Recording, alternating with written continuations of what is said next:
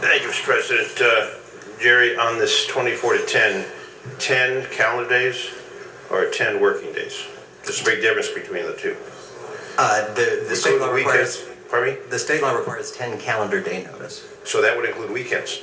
Yes. So that's really not 10 days because Saturdays and Sundays, there's nothing taking place. So instead of 10 days, it's really 8 days. Is that correct? Because if we exclude the Saturdays and Sundays, 10 days Monday through Friday, but if you're going to include Saturday and Sunday, but if you're going to exclude that, include that in the 10 days. In other words, are they working days where we're in operation, or are they just straight 10 days, including Saturday and Sunday? And if we do that, then that's really, I don't think what we want to do. I understand the 24 to 10, but I think it should be 10 days where people can actually engage somehow. Again, in reality, what we're talking about here is 17 days as of today, when it'll be before the council. There was the 24-day notice for the planning commission hearing. And that was done. Yes.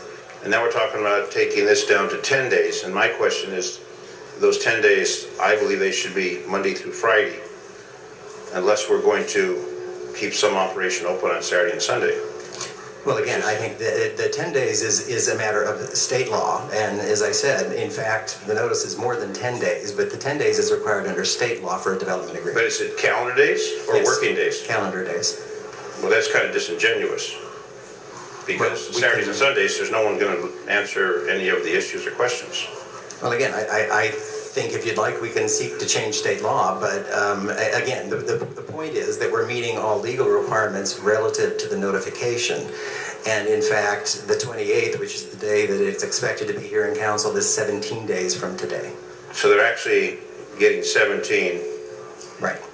So, but we need to be honest with it by saying this 10 days includes Saturday and Sunday, which is included in the 10 days, but you're going to get 17 days. But the 17 days is really going to be less than 17 days because you're going to have another Saturday and Sunday in there. In other words, actual working days versus the calendar days. Does it make sense? I do understand what you're saying, yes, sir. And if state law is already messed up in many areas, I don't want to make them any more confused than they are. Okay. Including 7 days a week. Yes, we will more than meet the 10-day notice requirement under state law on the development agreement. Okay. Thank you, Mr. Zine, I think. Okay, Mr. Labange. Thank you very much, Ms. Perry.